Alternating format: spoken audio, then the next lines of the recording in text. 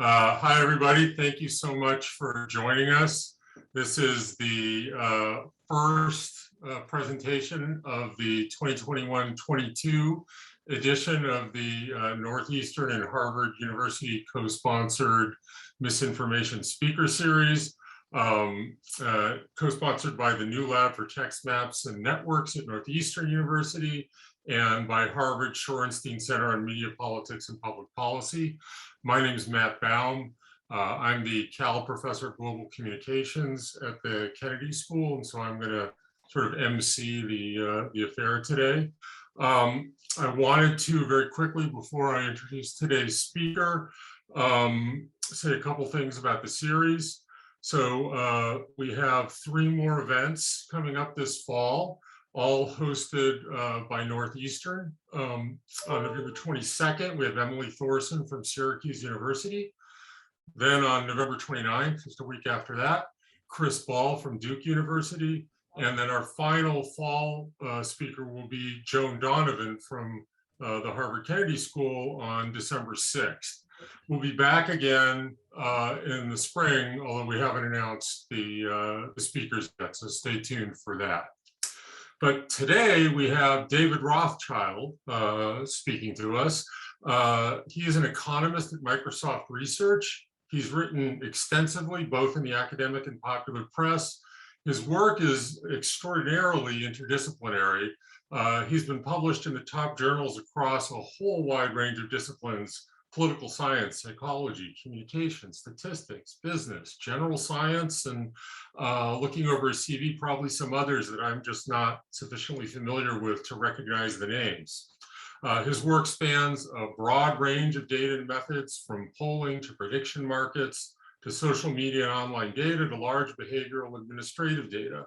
The common denominator is a focus on solving practical and interesting questions, ranging from mapping and updating public opinion to the market for news, effects of advertising, finance, and an economist's take on public policy, excuse me. So today's topic is mainstream media is the problem. And with that, I will turn it over to David Rothschild. He has said that he is happy to take questions during his talk. If so, if you have a question you'd like to raise during the talk, please put it into the chat and he'll get to it to the extent that he can, and then hopefully we'll have some time. Okay. Hopefully there'll be time after the talk when we can get to other questions as well. So David, the floor is yours. Oh, hello, and thank you for the kind introduction. And hopefully people can see the screen.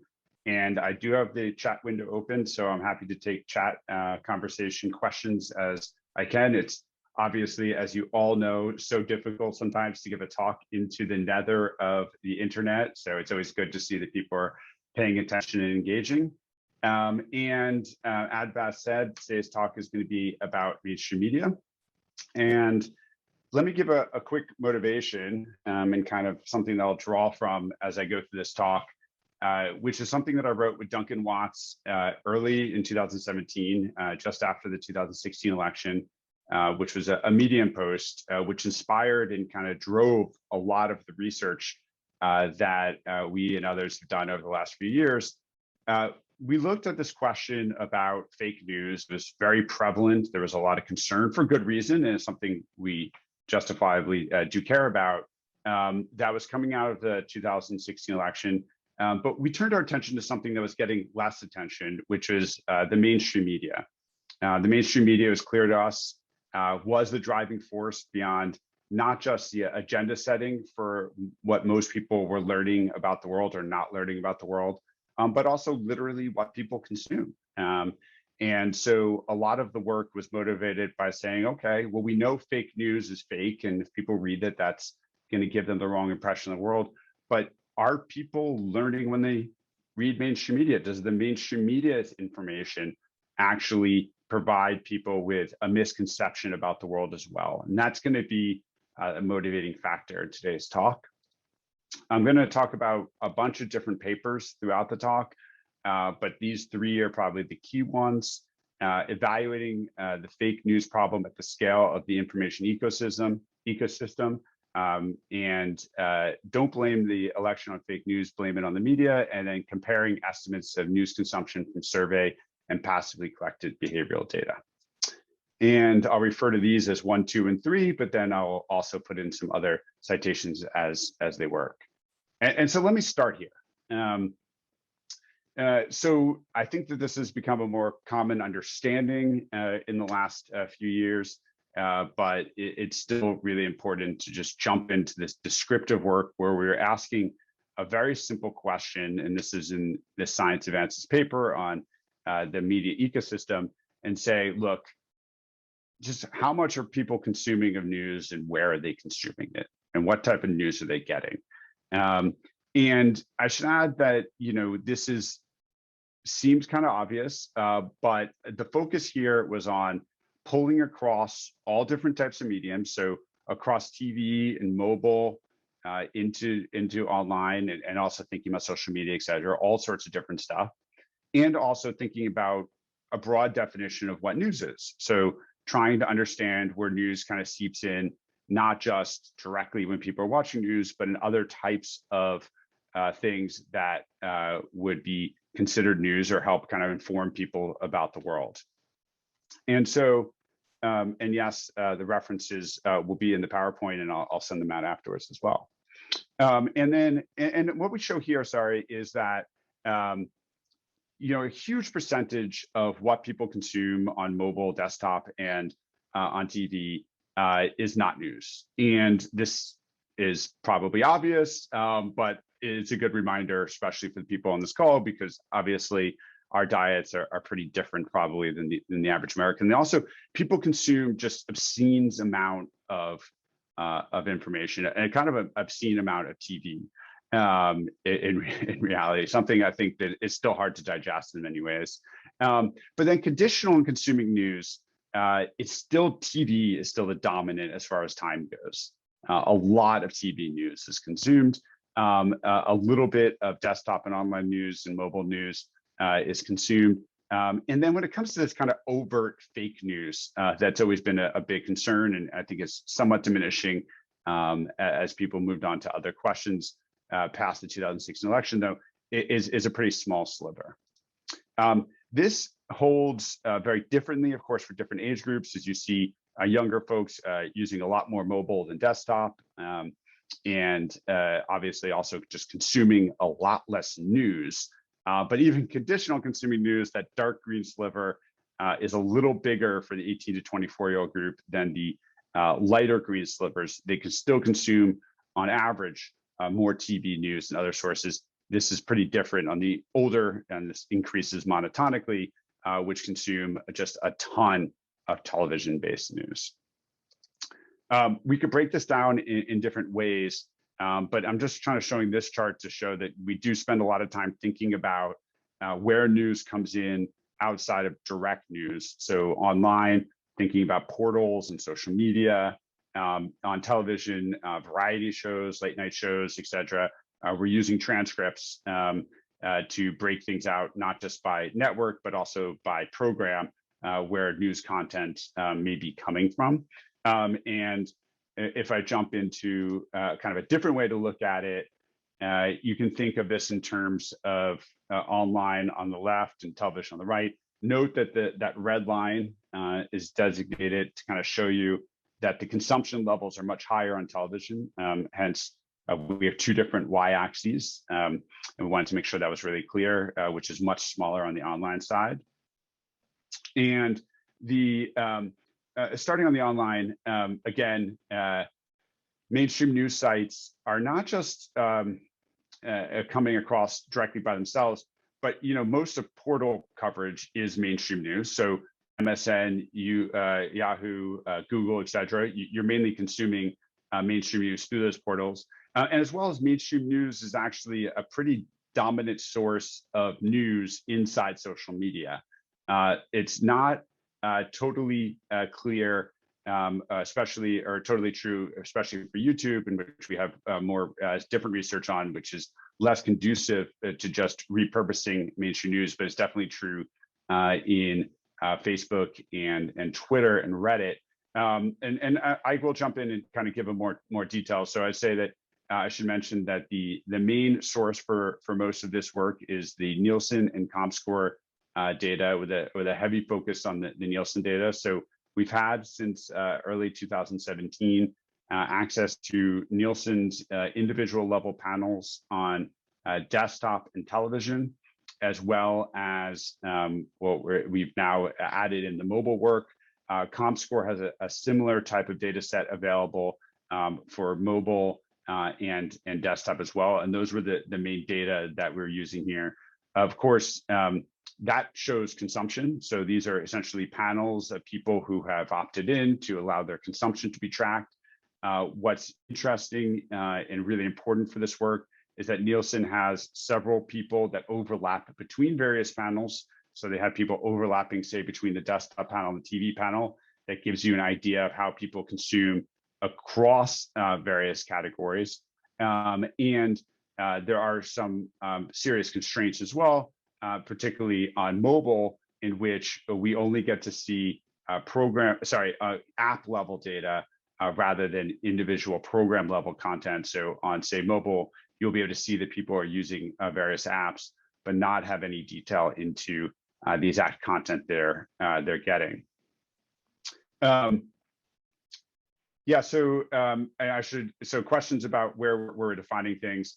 For this work, we were generally defining things on the level of various kind of producers. So, but we also jumped in some cases to the program level. So what does that mean? So this was a kind of simple overview. We were treating, say, mainstream news. In this case, say, Fox News would be considered mainstream news. We were looking at major cable providers and major local networks at that level. We jumped into programs a little bit when we were looking at questions of, say, late night variety shows, in which we were trying to break out what percentage one could consider to be news. Also, like on search, where we were looking to see how much news was flowing through on it. Future work has tried to break things out, not just by the program level or more person the producer level, but also by looking at transcripts, in which you can actually start designating what's news and not news at a kind of segment level. And I see that David Lazarus dropped the link into the paper there. But as I said, one of the really nice things about this data that also allowed us to explore, which we hadn't thought much about before, to be quite frank, but really came apparent looking at the data, was this question of how people are consuming news across various modes. And one thing that really jumped out at us is that there's a pretty high positive correlation between news consumption across modes. And this shouldn't be too surprising, but what it should mean to you is that you can't just look at people's online consumption and say, well, even if television consumption is much higher or mainstream news and some other aspects much higher, at least there's a group of people who are really focused in on online news. And so if you focus just on online news, you can capture a holistic view of them. Not really the case insofar as, while there are people who do that, news is correlated across sources, and people who take a lot of deep dives online per se, and especially end up at maybe hyperpartisan sites or consume a lot of direct mainstream news sites, probably also consume a lot of television news and other news. And so to understand how news is impacting them and what they believe and what they do, you really need to get a holistic view. And finally, for this paper, I just want to note, this shouldn't be a surprising finding, but you can see there's somewhat of an inverse correlation between where people are searching for stuff and where research is. Very highly interested in kind of overt fake news. By the way, this was from early 2020, so it's a year old now. But we looked at Google Scholar over the last few years for various questions around online news or looking at fake news versus television and other places where actually there's a lot of news consumption. So I would say quick recap of that work, and again, happy to go into more depth of questions, technical questions afterwards. But most Americans consume relatively little news, insofar as you can see how tiny those green lines were. It's the big blue lines. The median American actually consumes 0 online news articles a day. Mainstream news is how most people get their news, and even when they're consuming it from other sources, they tend to have mainstream news kind of seeping through. And so what is mainstream news? In this Columbia Journalism Review piece, it was also a Duncan Watts. We took a crack at it in a couple of different ways, but I just want to show kind of the most kind of clear part from it is that this is front page, looking at the front page of the New York Times from September 1st through Election Day in 2016. And we categorized by hand and then with RAs.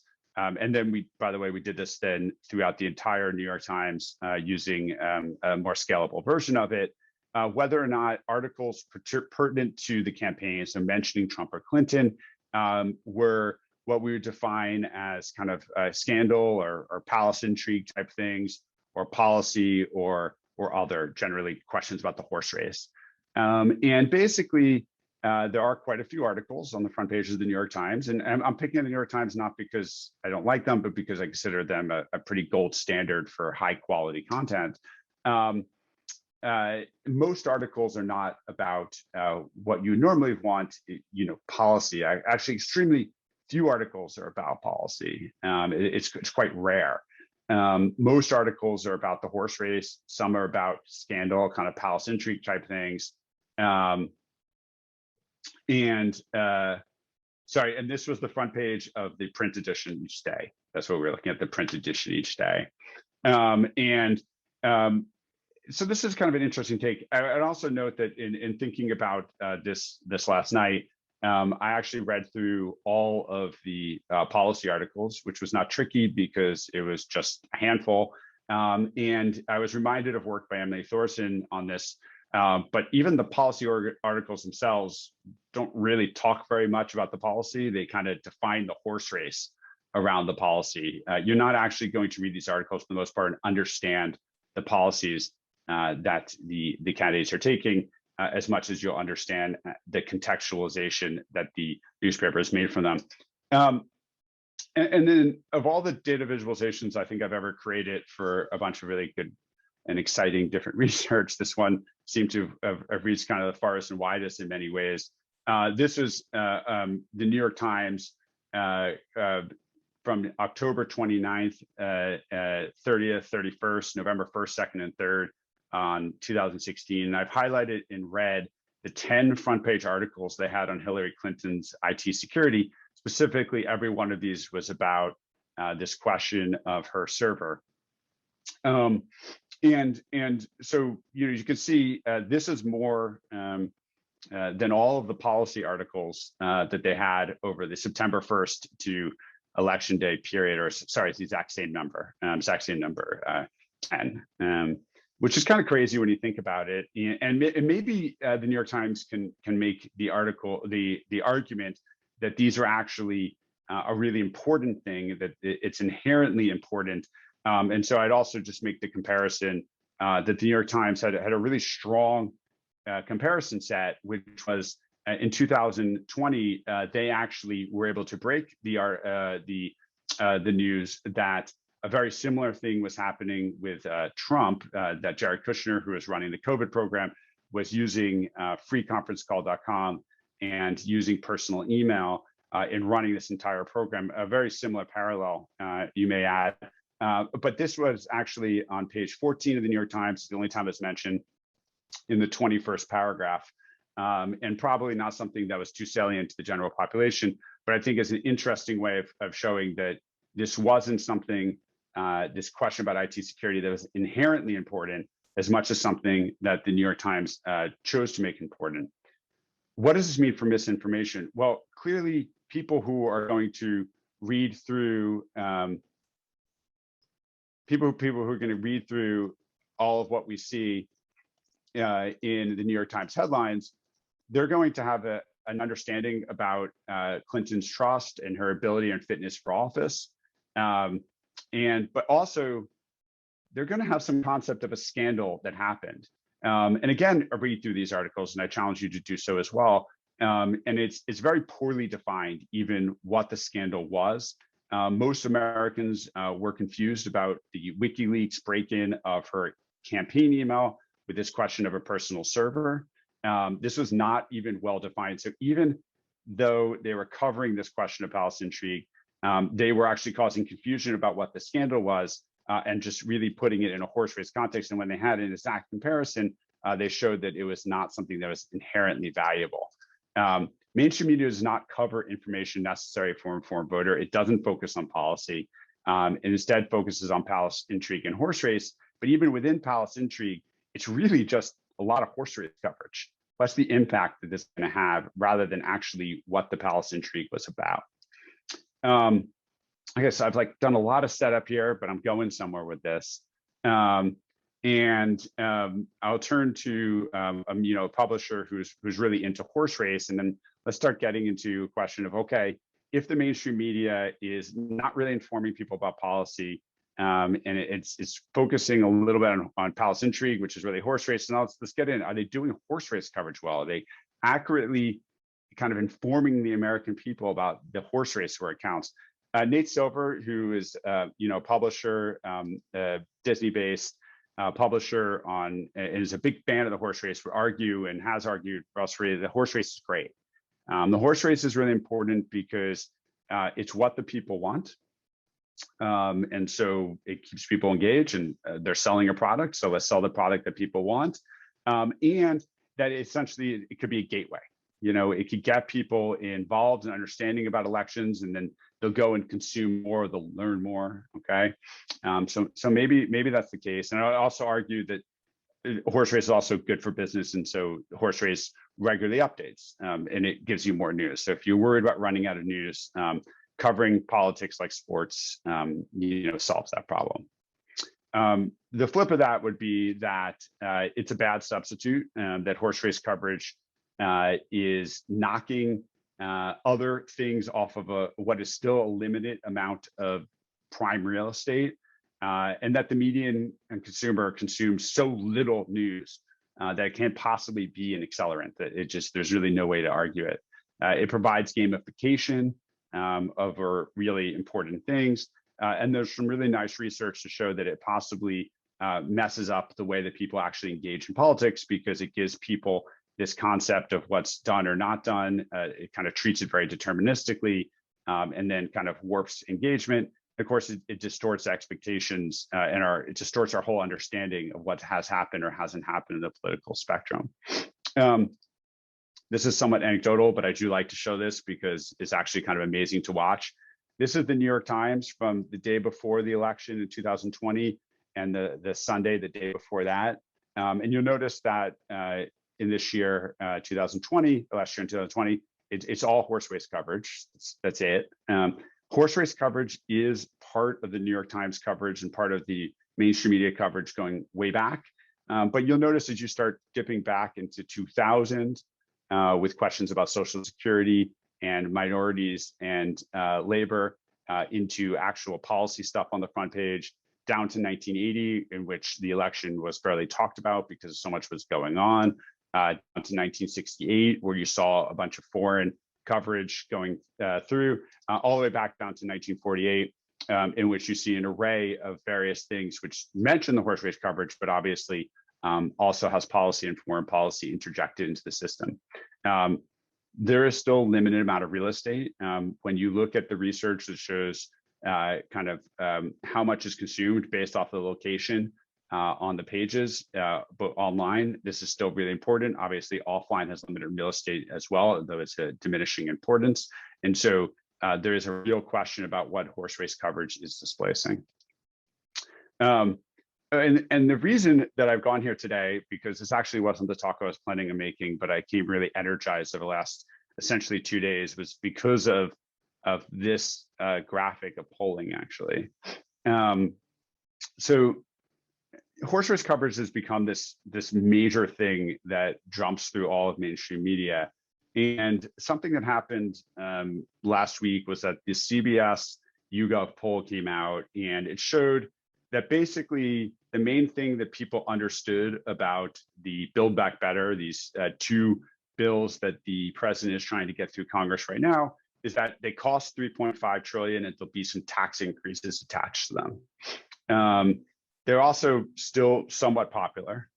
because people know that there's some good stuff attached to it, but most people don't know what the good stuff attached to it. Actually, the same polling said that about 10% of people said confidently they understood what was in the bill. The aspects of the bill that when they're described are extremely popular. And you can see that when a little bit of it is explained to people, the increase in Medicare and family leave, the popularity of the bill jumps up dramatically. So that there's real consequences to how the public is perceiving the world based off the fact that they are not getting a lot of policy coverage, and they're seeing everything through this question about the horse race, about whether or not it will go through. And this happens to a ton of different things. We look at kind of the jobs numbers once a month, and it gives us an idea about how the economy is going. But rather than talking about actually the jobs numbers themselves, the focus is always on whether or not it's going above or below the expectations set. And it gives this kind of really weird way of thinking about whether or not the economy is recovering or not.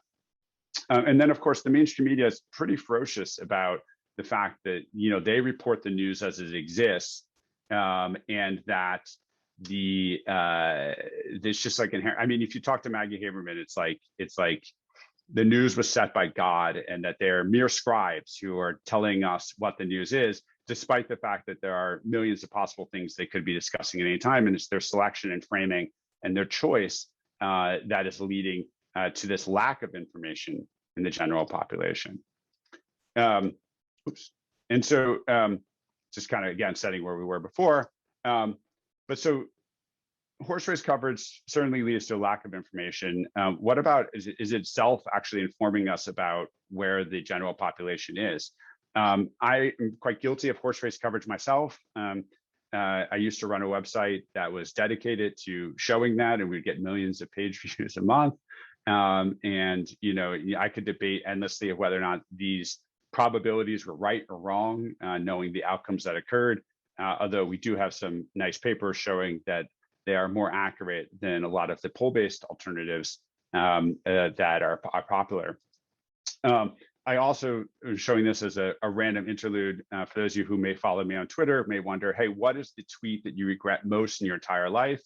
It was because we were doing experimental polling in 2016, which showed Trump doing quite well in the upper Midwest and in Florida, et cetera, et cetera. And I was like telling everyone, don't worry, I'm publishing this just to show the research that we're doing, but it's not going to come to be. So I'll have to live with that for the rest of my life. But that being said,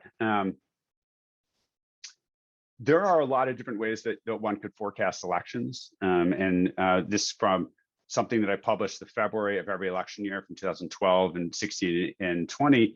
And this is what was published in 2020. What you'll see, this is a fundamental model. This looks back at economic indicators and incumbency and presidential approval, and basically, and it does pretty well. So it had 4 states off in a binary sense. It had all the swing states pretty well identified. This does not move during the election cycle, so that's not really exciting, but essentially would table stake the election pretty well without any of the additional horse race coverage that you see. Similarly, you could just take naive interpretations of the polls at any time. This is what I tweeted out on election night before the polls started closing. And again, it gives you a pretty detailed understanding of where things would be without a lot of the other hysterics that go around it. But there's also other ways in which horse race can be conveyed that actually provide better results. So some of the research that we had done is in understanding how people read maps and how people kind of engage with horse race data that feels very deterministic. And so we did a bunch of experiments and which kind of looked at, well, what if you create a more dynamic experience where you can move the probability of turnout and probability of who people would vote for by all these sub-demographics and watch these maps move to give you a better understanding of the kind of dynamic nature of elections and the fact that we're not watching a sporting event, but actually engaging with it. There was a lot of different horse race stuff that comes out during election cycles. And I'm not going to go into too much details, but what I would say is that the stuff that the mainstream media chooses to put forward gives an undue concept of movement. It gives an undue concept of kind of where the actual election is looking to try to make it seem exciting, like a close sporting event, which ultimately essentially frames in this way that decreases civic engagement. There's some good research on this, and doesn't really give a great view of where the elections may stand at any given time. But it gets worse than that. This is kind of, I think, may impact people in a negative way, but much worse is the way that the mainstream media covers policy. And I want to point directly and kind of think a little bit about this experience from Obamacare.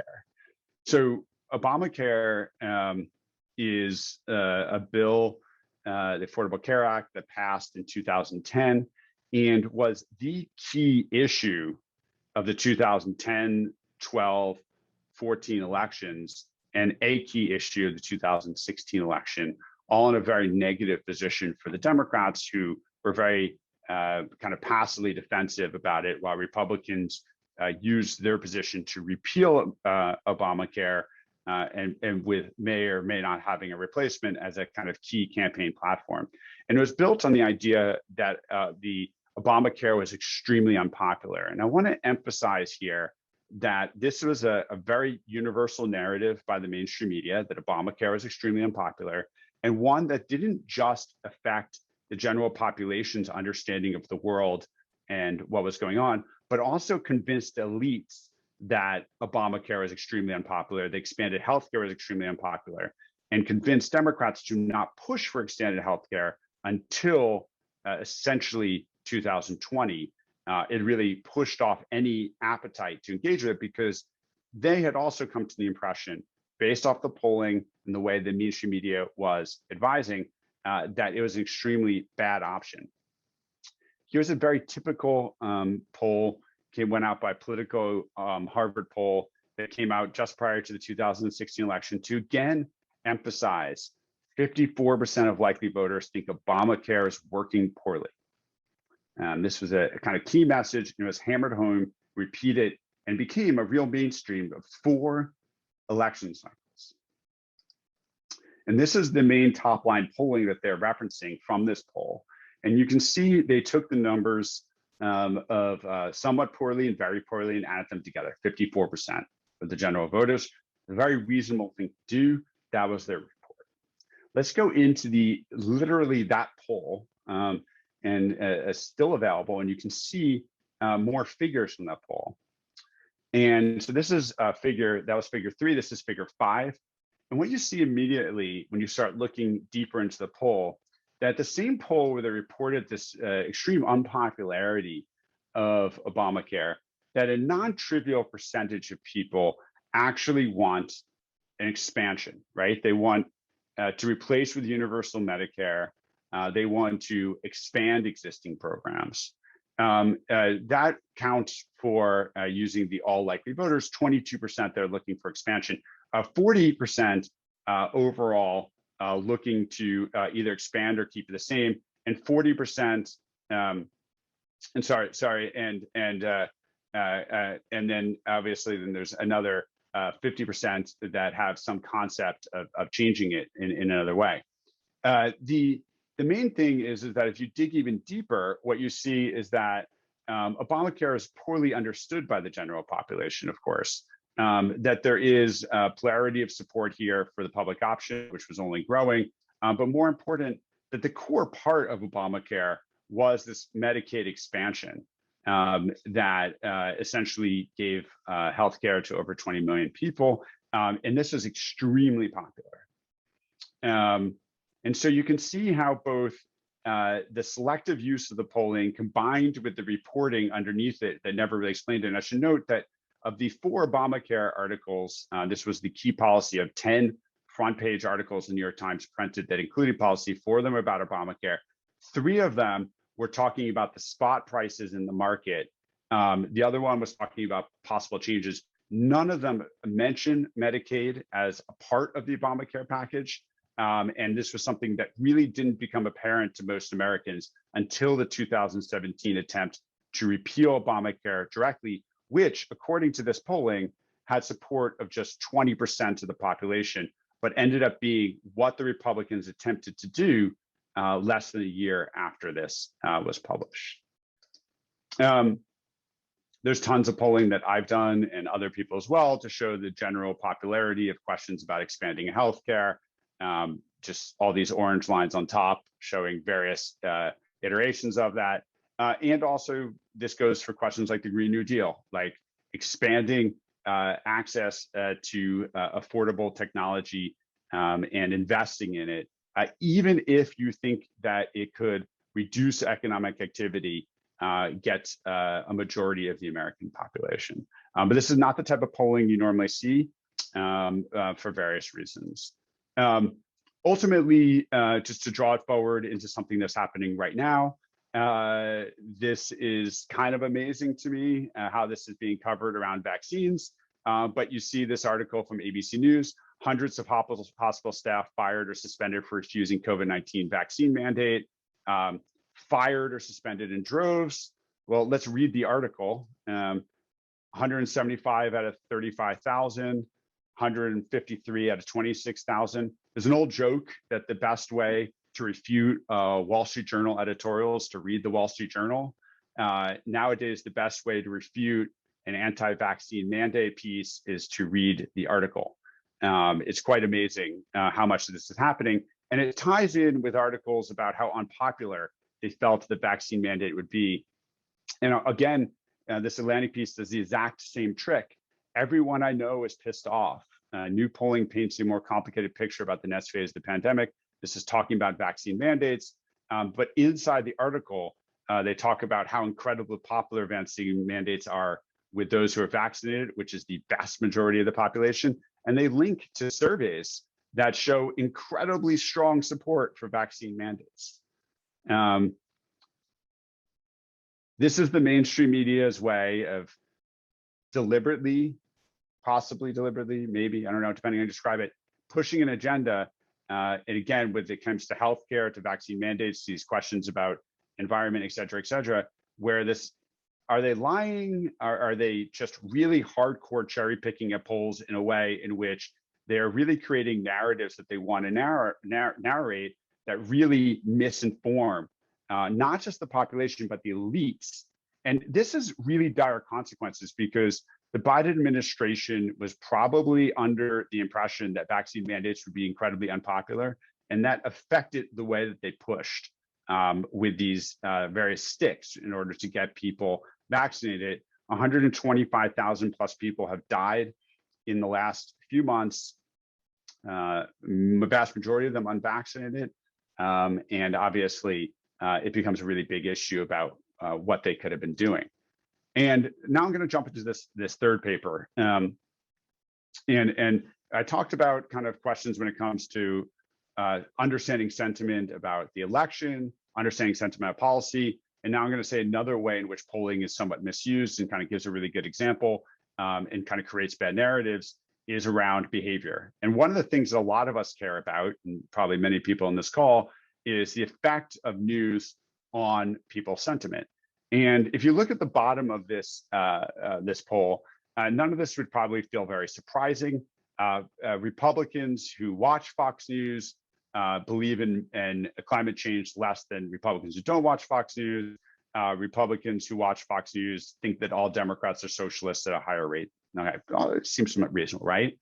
But let's look at that pie chart for a second. That pie chart, if you start adding them up, like, I saw this and I read this in a bunch of articles, and then I looked at the data and looked at this pie chart, and it's like, if you add up Fox News viewing Republicans to non-Fox News viewing Republicans, non-Republican Fox News viewers, that adds up to 34%. I was like, wow, that seems really high. I don't really think 34% of the U.S. population is watching Fox News on a regular basis. So what's going on here? And this happens a lot of times where you see behaviors noted as a kind of treatment for something we care about, and the numbers don't seem right. 93% of American watches Trump, but approval still down. Well, Trump himself refutes this in the sense that he notes that he has a crazy audience, bachelor-sized audience, but that bachelor-sized audience is 8.5 million people, out of a population of 330 million. Okay, so clearly there's something going wrong with this number. So let's jump into this. So what we did here is, and I like to say for the side note here, I read this poll, got really mad on Twitter, and then wrote a really nice paper that's in Public Opinion Quarterly. So sometimes this stuff happens in a nice way.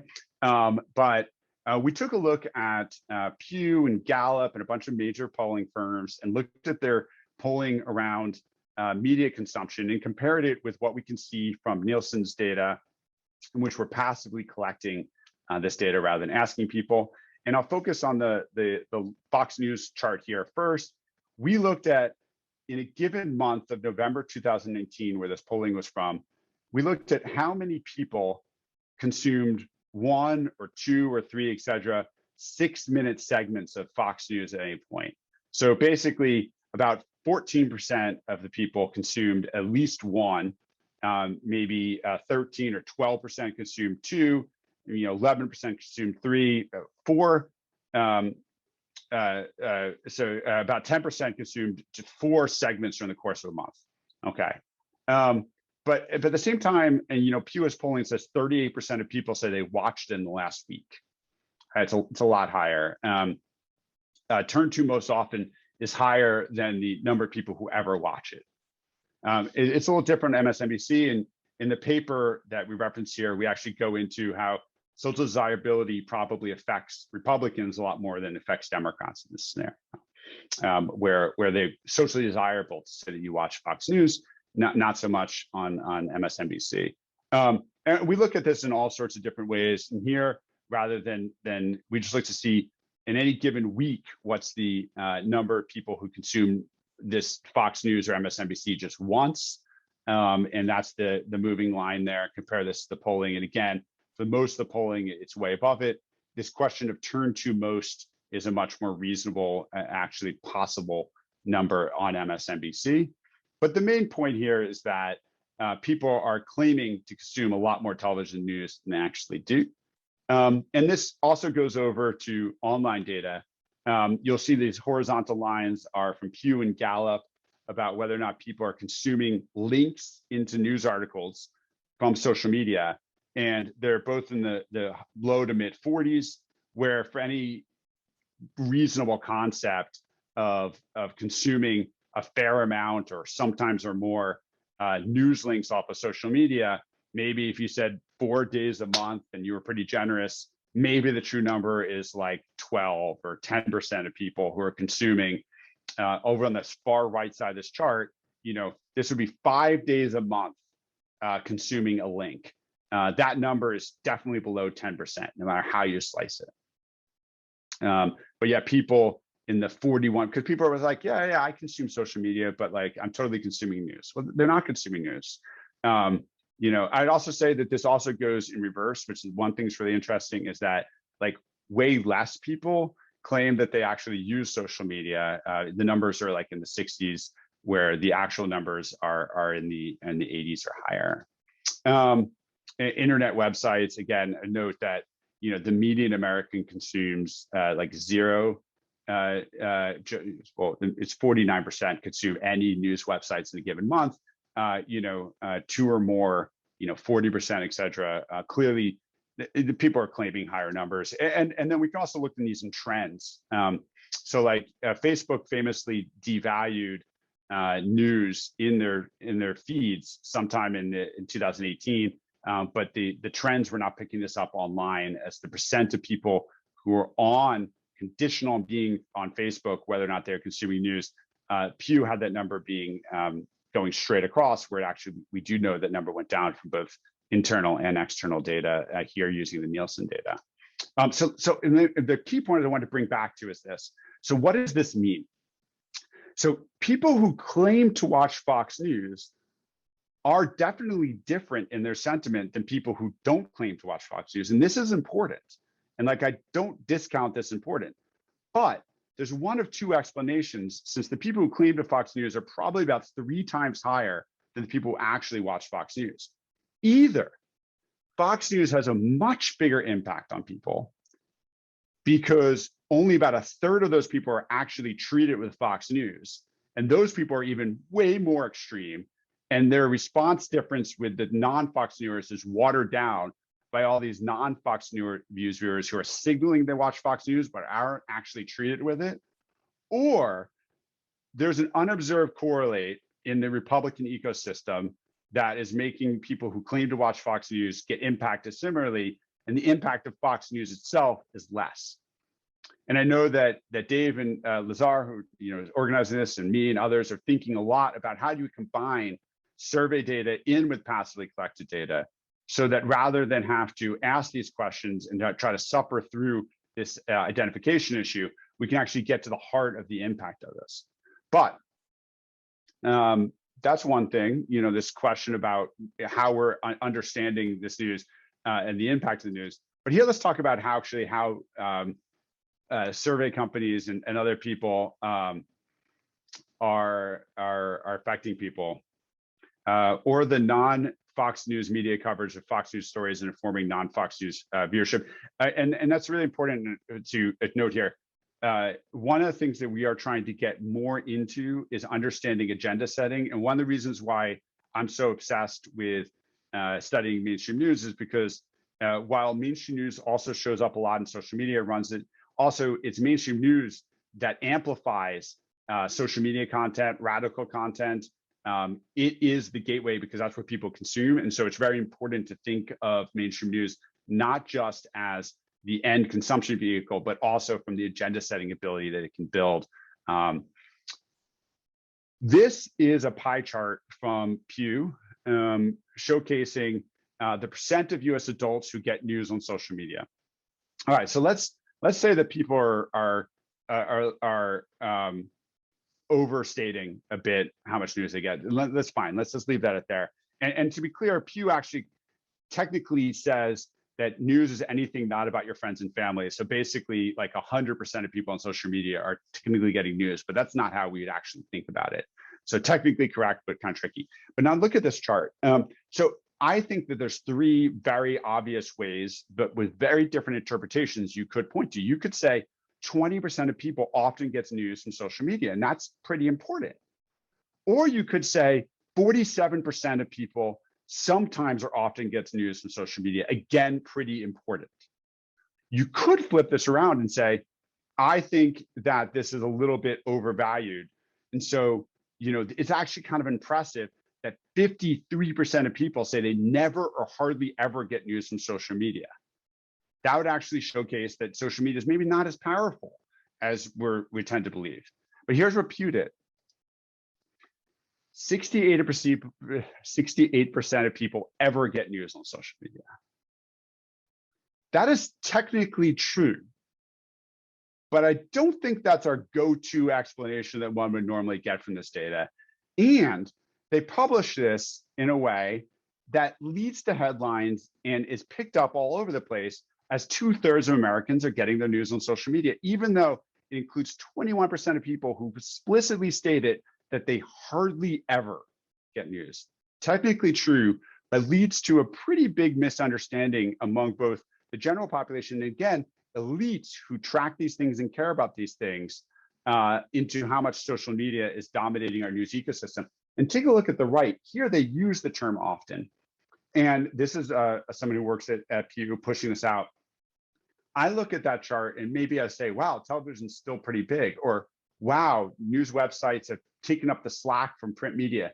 And they point to this question of social media technically being a little higher than print media, which is a pretty weird interpretation of this chart. But again, this is what they're pushing for. Technically true, but it leads to a lot of misconceptions about the power of social media among not just the population, but elites who read this type of content. And then it seeps in. It's not surprising that you see a lot of misinterpretations in academic journals where people cite this 67% number, 68% number. I've seen it multiple times. I have cited it, so I'm guilty. But also, New York Times directly misinterpreting it because it's a game of like telephone, right? You push that angle, and this angle just gets worse and worse. But basically, look, polling behavior misinforms. Polling behavior misinforms on behavior and its impact. And again, what I'm trying to do with this talk, and this is where I'll end it, is essentially say, look, I'm not even going into a lot of the other ways in which misinformation or non-information comes through in mainstream media. But if I recap, it says, look, mainstream media is where people consume, and it has this agenda setting ability. They're not covering policy. It's just not there. When they do, it's really actually just horse race. They're sometimes covering palace intrigue, but when they do, it's really just horse race. And when they cover horse race on elections, they try to make things more exciting, closer than it really is, to try to draw excitement. They try to make people look like a passive observer, is something that we could really get into. Within horse race coverage and policy, they have some sort of agenda about, again, making things seem tight or Republican. And a misinterpretation of the polls can have really serious consequences to not just how the general population understands the rules, but how elites act and create more policy for us. And polling on behavior also misinterprets the impact of where people are, how they're learning things. And this has a really substantial effect on not just the general population, but the elites as well. And I will leave it there and take the floor for questions. Thank you so much, David. Really appreciate it. So we have about 10 minutes for Q&A. In the interest of reaching as many people as possible, I'm going to ask that you put your questions in the chat, and I'll read them out and let David respond. So the first question I'm seeing is, how much of the horse race coverage is driven by digital or web economics? And that's from Thomas B. Look, it's a great question, and this is ongoing research that we've been doing and trying to understand. Basically, as you look back in time, and what we've been doing, I'll tell you just because I think it's interesting, is we've been looking at print coverage combined with online coverage and showing how various types of topic switch over time as you move from essentially an industry that's built on selling a package of articles that come together versus selling articles independently. Fortunately, possibly subscriptions may change how that business model is working, but ultimately what you see, kind of one top line thing we see, is more articles clustered around articles that already exist. Essentially, this concept of just kind of these really hyper popular types of articles around kind of top national stories, just because more of these, proliferation of them, and that the number of unique articles that jump into depth about various things or jump into other issues goes down. And so ultimately, as you're selling, even in major publications, clickbait, this should have an impact, and it's not surprising. But the best way to think about it is that you move from selling a bundle of information that has to make sense together and informing people to selling each article individually. It definitely diminishes the amount of in-depth coverage that one would produce. So we're getting many questions about horse race coverage. Barrett Golding asks, might a lack of numeracy among many journalists also make reporting horse races and palace intrigue their preference rather than digging through survey results and policy specifics?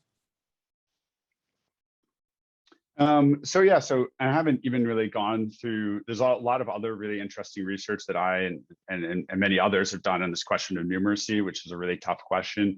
One thing I like to point to is this ongoing question right now involving crime statistics, right? So we see that there has been an increase in the murder rate over the last 2 years. The murder rate is still way lower than the murder rate was at the top in the 90s. Also, violent crime itself has not increased. So on one hand, you see, is this a question of murder?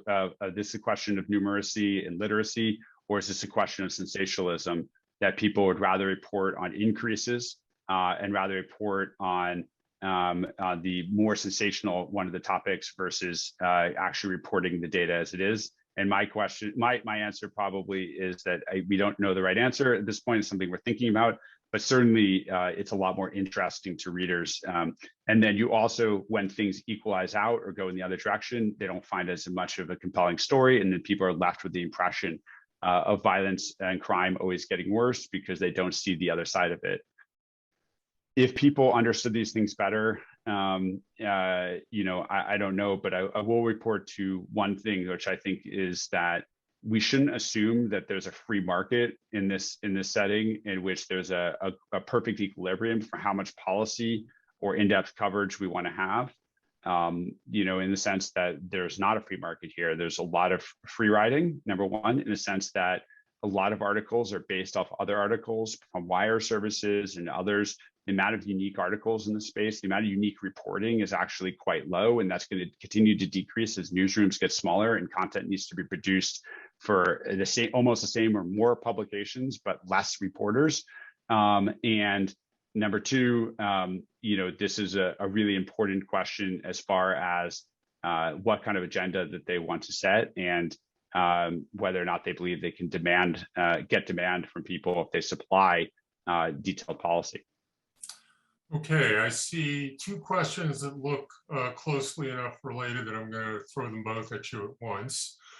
Jacob Shapiro asks, how do faculty at Columbia Journalism School respond to this, and if you had any luck proselytizing a numeracy training there? And I think that's pretty much related to Gary Grimm's question. You pointed out the problem. Do you have any suggested solutions?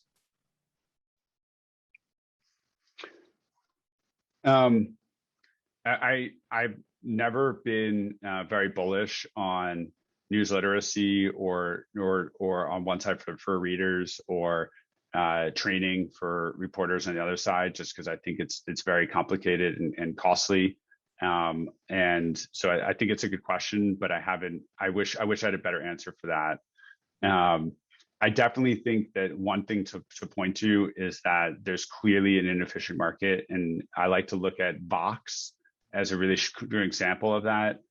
Basically the mainstream media kind of put down on the idea of in-depth policy pieces, and that's what Vox was launched on and quickly became a major news source. And so my feeling is that if people moved into the space, that they may find a larger market than they probably expect, and that what we see is a market inefficiency, that demand could be there for better reporting, but it's not being produced. And so that's the hope. But yeah, I think definitely thinking about numeracy training is an important question. I don't think most reporters want to be wrong in what they do, although you have to look at the example of Obamacare and vaccine mandates as almost willful ignorance. These are pretty smart people. And if you have your own data, your own headline and first paragraph is refuted in the article you wrote, you've really got to question what's going on in that situation. I mean, it's not like you had to look elsewhere. It's like literally people are like, divided government, divided this and the other, and they show the polling in the freaking article. So it's hard to tie that to ignorance. Okay, next question from Babak Haidari. Apologies if I mispronounced your name. If you look more closely into the indirect effect of social media on mainstream media, or possibly the interaction effect between the two, an example, how do we capture the indirect role of social media through chains of events, such as first, social media changes news consumption demand in content and headline, let's say because of their role in increasing polarization. Then the mainstream media responds by adjusting the content and headline to get more clicks, go viral, etc. Yeah, so social media is extremely important in the formation of content and the radicalization of many people, right? So social media itself is a direct responder there. But social media is also extremely important insofar as that content gets picked up by mainstream news that wants to kind of compete in that space, or just naively report on the more viral things that are going on there, even in a way that possibly spreads misinformation. I think that the mainstream media has picked up on some of that and has gotten better on providing less non-contextualized misinformation, as this is a thing that's going viral without providing the context of whether or not that thing is true.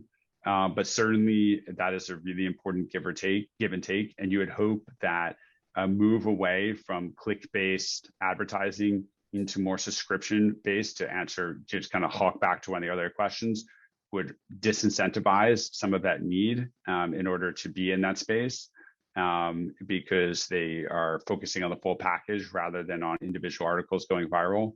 But certainly the give and take is important. And I think that also really, really speaks to ways in which we can think of both separately the what's being produced and how agenda setting is happening inside of lead environments, contrasting with what's being consumed by the general population, because a lot of these times we conflate these two kind of very different things, the production avenue and this kind of consumption avenue in the general population.